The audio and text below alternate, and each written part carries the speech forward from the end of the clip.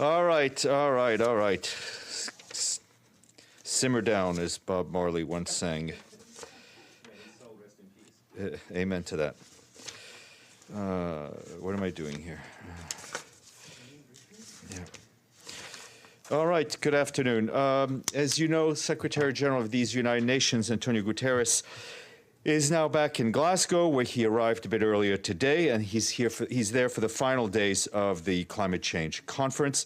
Today, along with Prime Minister Boris Johnson, he met with a group of observers to the conference process, and then with a group of ministers co-facilitating the different tracks of the negotiations.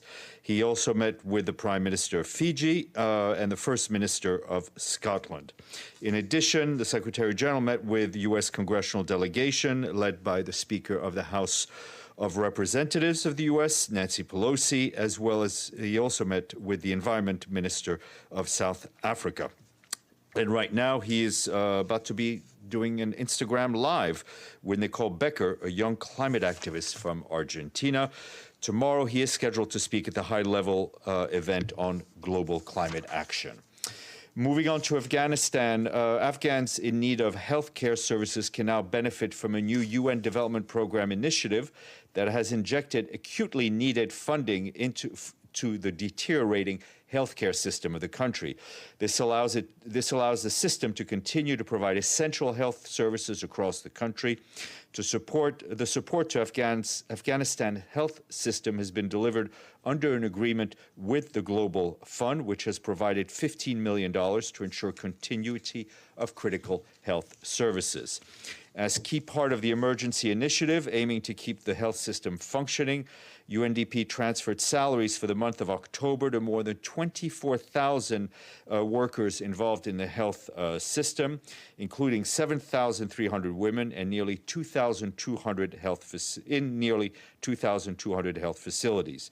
The initiative is being implemented in 31 out of 34 provinces across Afghanistan in cooperation with civil society organizations who are working in the health sector. It aims to reach 26,000 health workers by the time it's fully implemented. In addition to the salary disbursements, UNDP has also financed the procurement of essential medicines and health supplies for the participating health facilities. And on a humanitarian update, also on Afghanistan, our colleagues tell us that while violence has reduced in the last quarter across the country, reports of children killed and injured by unexploded ordnance continues to be reported throughout Afghanistan. The UN Mine Action Service and their local and international partners in mine action continue activities to limit the threat posed by mines, explosive remnants of war, and improvised explosive devices. In September, the UN Mine Action Service established the UN Emergency Mine Action Coordination Center for Afghanistan. The aim is to ensure that an effective and efficient mine action cooperation mechanism remains in place, in addition to telephone hotlines where people can report threats across the country. More than 4,000 deminers are continuing to work in Afghanistan since the de facto authorities assumed control of the country on August 15th. In positive news related to money, the flash appeal for Afghanistan, which seeks $606 million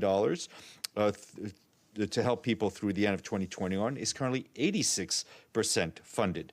Generous contributions and conversions into cash have been made by 19 member states as well as the private sector.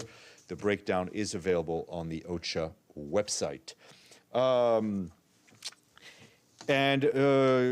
As you know, the Libya Conference gets underway in Paris on Friday. I had mentioned to you the Secretary General will be delivering a video message, which he will, and that Jan Kubiš will be there, which he will, but I failed to mention that the Undersecretary General for Political and Peace-Building Affairs, Rosemary DiCarlo, will be there to represent the Secretary General at the conference, which takes place on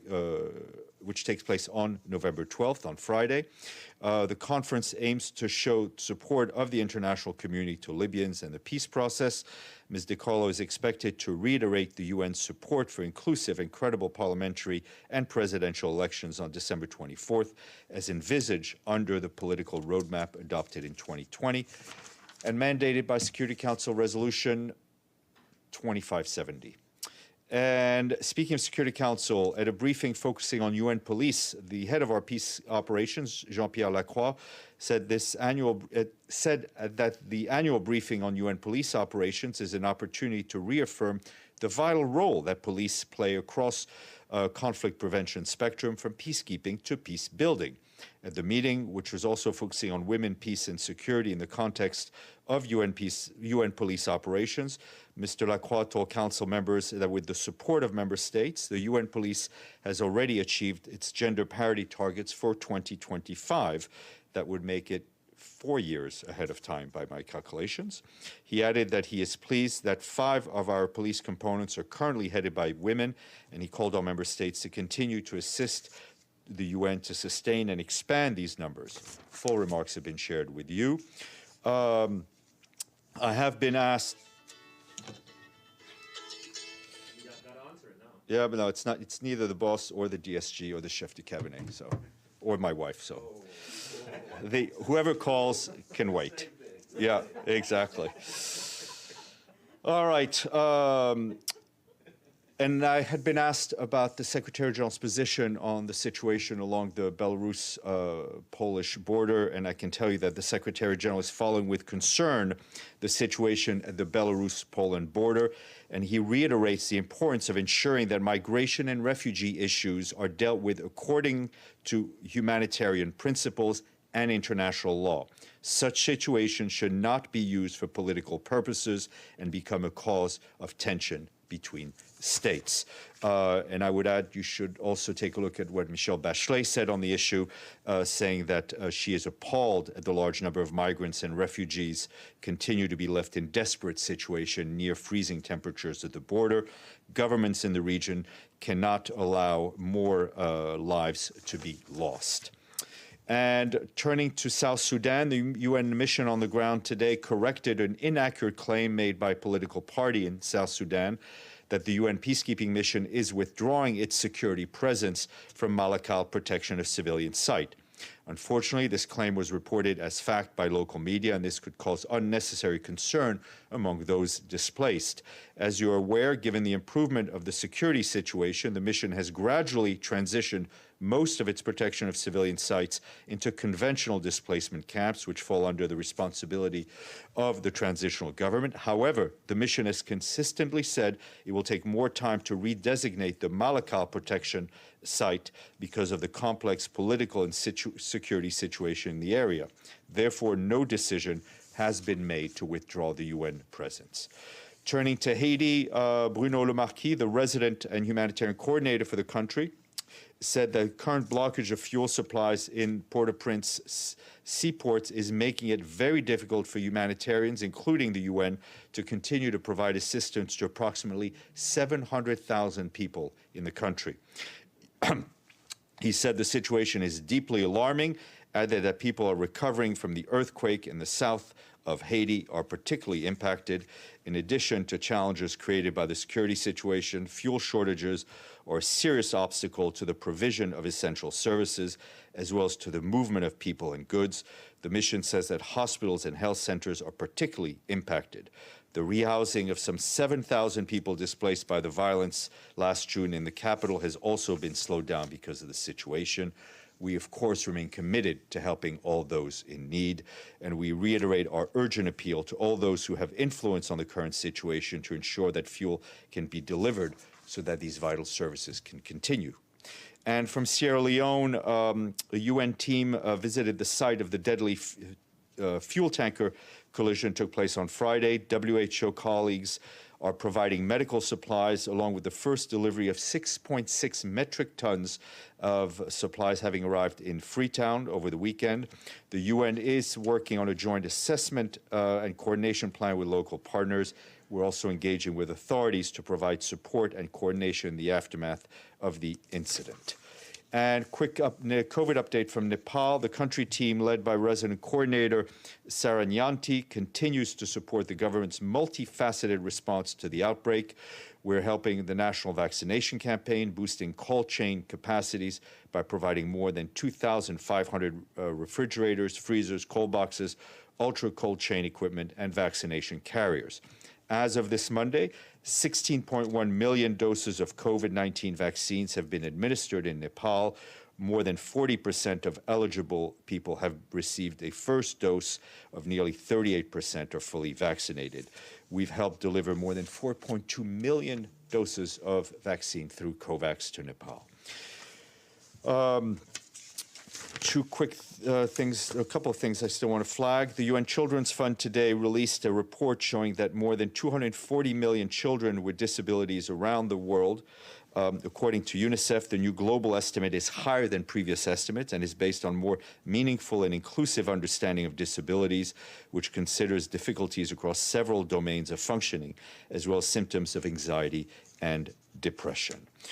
More information online. And today is World Science Day for Peace and Development.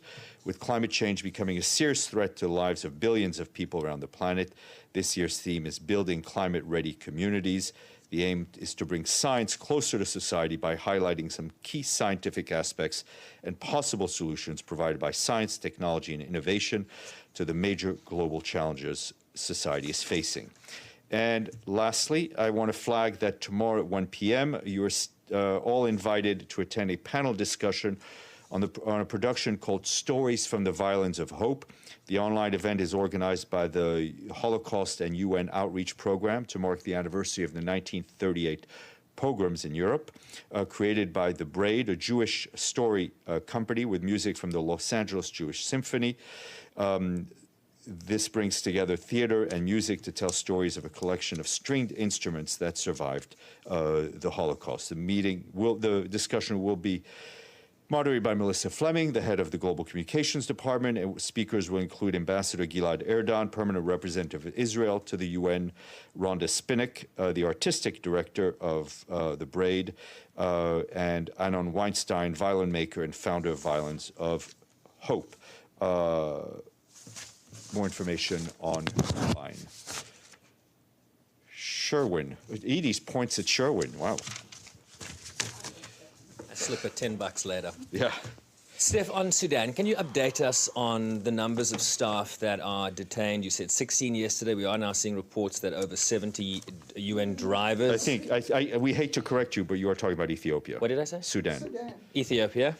Close enough. Ethiopia, please. And the government saying that they have detained people, UN staff suspected of supporting Tigrayan forces and for participation in terror. How do you respond to those claims? We have, as far as I'm aware, not received any official explanation, while a number of UN staff, as well as people who have been contracted to work for the UN, are in detention and continue to be detained. The current numbers that I have is that at least 9 UN staff members are currently detained. We've continued to work and engage with the government to secure their release. They've also, we've also received reports that at least 70 people who've been contracted by the UN to drive trucks have also been detained. They've been contracted by both the UN and a number of international NGOs. And again, we are calling for their release. And on the claims of terror? As I said, without doubting what you tell me, we have not received any official communications. We have sent, we have spoken to the government. We have sent note verbals. Which we are looking for explanations. Edie. A couple of follow-ups, Steph. So if you say at least 9 are currently detained, that would mean that the UN succeeded in getting seven UN staff members released. Is that correct? Look, I want to get exact numbers, and I know you deserve exact numbers. The challenge is one of communications. We're also trying to determine the exact status of some of the people that have been detained. So I can only go with what I have now. As far as I'm aware, there are no more dependents of UN staff that are detained. But the situation is as you sure can infer from the way I've been answering your questions, remains a bit fluid.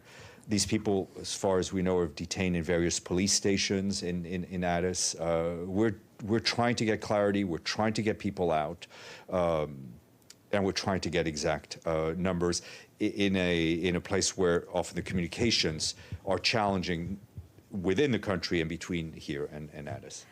Two follow-ups. First, on the truck drivers who are detained, I understand that they're in Afar on that road that supposedly goes into Tigray, or near there. Do you know what's happened to them? Where they've been detained, as far as we know, they've been detained locally in Samar. So does that mean there's something like 70 trucks that are empty on the side of the road? The trucks are not empty, and as you know, these are trucks that have been waiting for weeks, some of them, to go in. I mean, I think. More than a month ago, and it was David Beasley who said that we needed 100 trucks to go a day. I mean, and as you know, we have not been getting that. So these trucks have been sitting idle. The most, I don't want to say the most tragic part, but a tragic part of this is that the trucks are full. The trucks need to get into Tigray. But I meant, when I said empty, I didn't mean they were empty of goods. Oh, I see. Yes, of course. Mean that they, I mean, they're that there's nobody there. No, whether they're in secure, my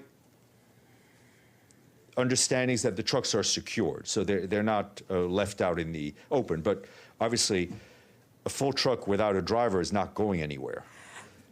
Go ahead. No, I was just going to say, did the UN get information on any staff members detained outside of Addis Ababa? No, the truckers, the people we've contracted with other international NGOs, but otherwise, no. Mr. Hanna. On this incident in the north, I mean, it appears from reports that this was indeed a convoy. So the question now arises whether this was part of the roundup in which the other UN personnel may have been detained, or is this particularly aimed at stopping the flow of humanitarian supplies? Well, again, we didn't give the orders, right? But one can only imagine the impact of detaining 70 truckers who are driving trucks that are filled with desperately needed humanitarian goods.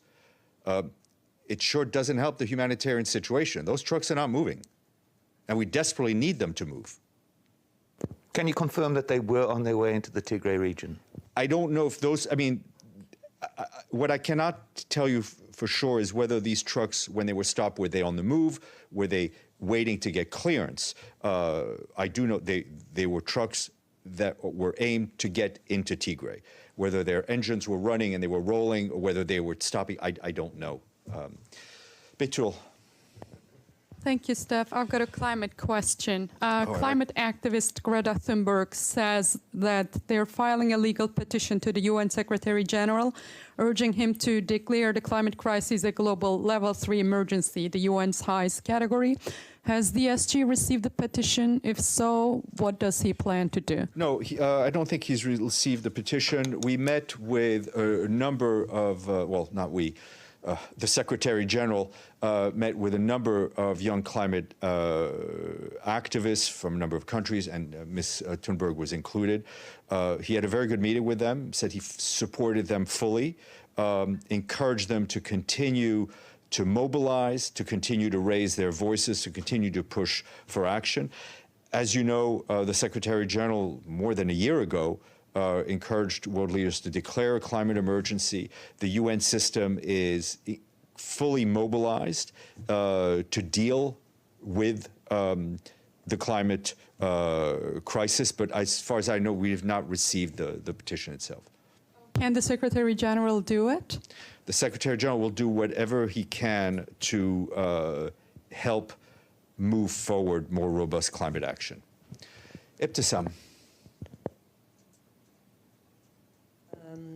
First, let's start by Israel and Palestine. So I don't know if you saw the Washington Post had investigation that exposed massive Israeli facial recognition program that matches exclusively Palestinian faces to database and flashes color-coded instructions on whether to detain them or not. Do you have any comments on that? Listen, we have no, as far as I know, we don't have any independent confirmation of this, but I mean, the Secretary General has said repeatedly his concern about the use of these sort of surveillance programs and facial recognition and technology throughout the world in ways that would directly harm people's human rights. Do you think, I mean, do you condemn these programs? Do you? Well, I mean, as I said, we've expressed our concern about how technology, surveillance technology, can be used to curtail people's human rights anywhere in the world. But I have no independent confirmation of the particular case. On Sudan, when we talked last week with Mr. Bertis, I think that was Monday, and he said that in the next few days we could expect some announcement, and there was no announcement, if I'm not mistaken. So could you update us on what's going on there? Look, the contacts are continuing. Mr. Pertzis, who represents the Secretary General, met yesterday with General Burnham. They, again, strongly encouraging a return to the transitional partnership. And he continues to urge the military to exercise restraint and to take de-escalation measures, including freeing all those people who have been detained, and the Prime Minister, who remains under house detention. And the Secretary General himself spoke to Prime Minister Hamdok yesterday. I mean, Secretary General expressed his solidarity and, of course, reiterated his condemnation of the takeover, and they had a subsequent conversation, which. Okay, Abdel Hamid, and then Benno, and then Iftikhar, and then Benny. Abdel Hamid. Thank you, Stéphane. My question is about Libya, and can you tell us who is coming to the conference in Geneva on Friday? And as you know, probably there is a dispute within the government of Libya about the role and the legitimacy of the Foreign Minister Najla El-Manqoush.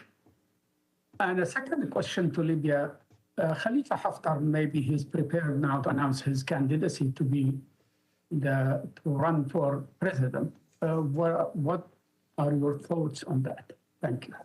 Well, on the conference, as I said earlier in the briefing, there will be a video from the Secretary General.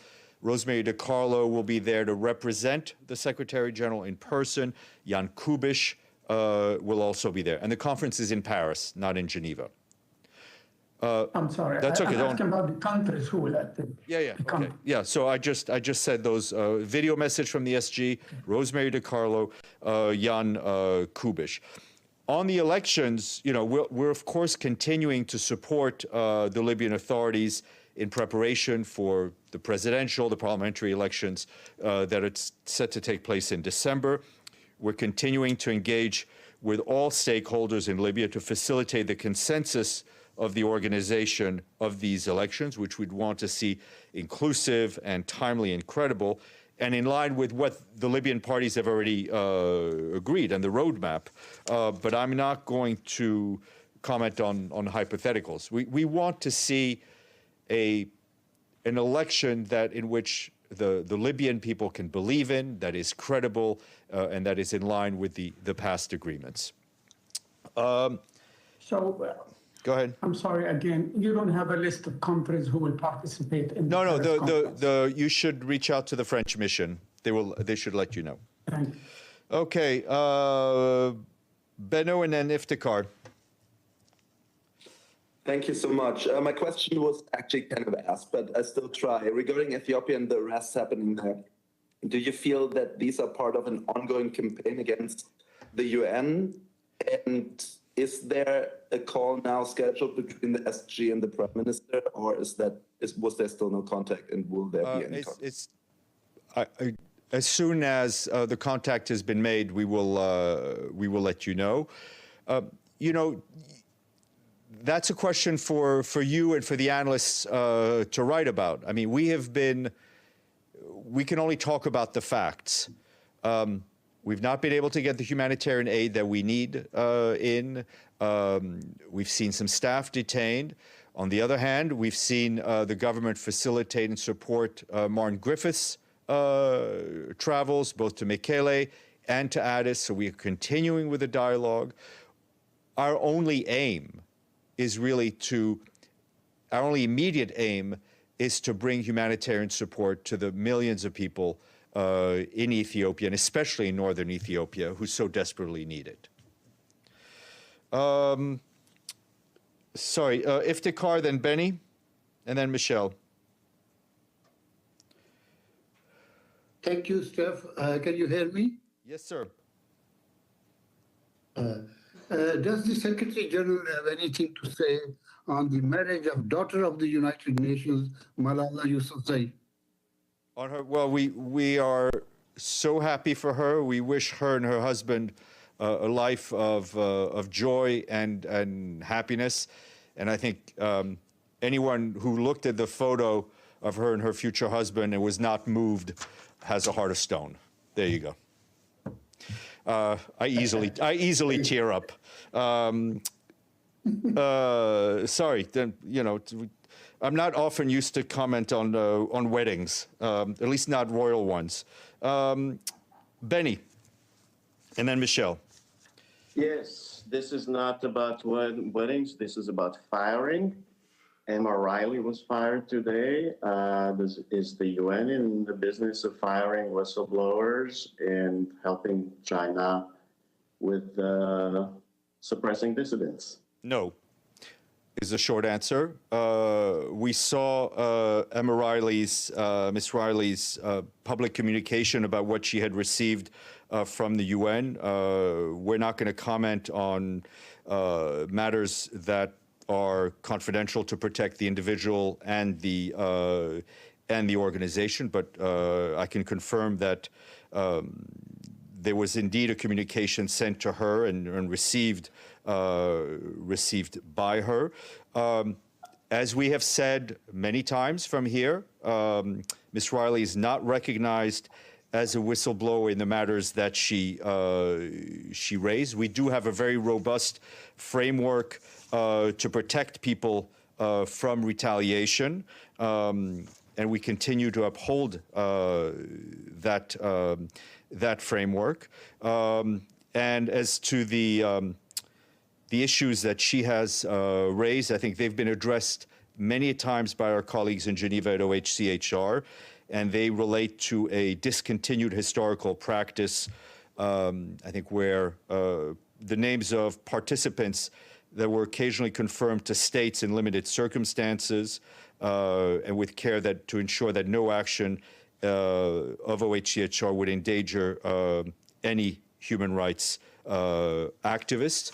And that very limited practice, which again, I think did not endanger the lives of human rights activists, was suspended 6 years ago in 2015.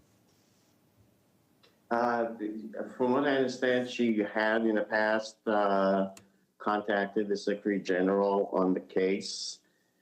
So can you, since the Secretary General said that he would follow up on it, can you explain to us why she was fired?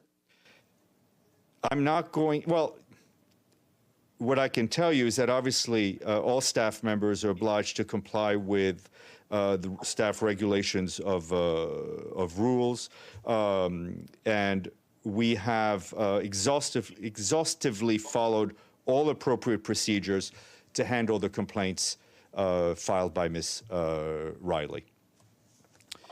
Michelle. Thanks, Steph. A question, first of all, on COP26. Does the SG have any reaction to this draft conclusion that has come out? Well, you know, we've seen the text, but obviously the negotiations are ongoing, so it'd be premature for the Secretary General to express an opinion so far. I think, that being said, from the beginning, the Secretary General has been clear that we want to see more. We want to see more ambition. We want to see more credibility. We want to see more solidarity. And that will be the message that he will continue to push out in Glasgow. He has been encouraged by the commitments so far, but that we've seen from various announcements that we've seen. But I think there's much more that can be done, and there's much more to do.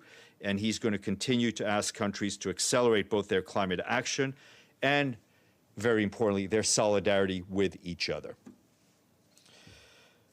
And apologies if I've missed this. Is he back in Glasgow or heading back to Glasgow for the end? Yes, you've missed this. You missed it yesterday and today. He's back in Glasgow. All right, great. Thank you. And he will stay. He will stay until the end. Edie. A quick follow-up. One more thing. Sure, go ahead.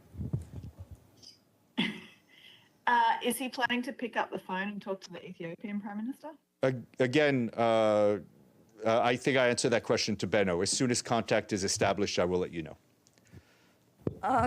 Steph, have you succeeded in getting Martin Griffiths to speak to us?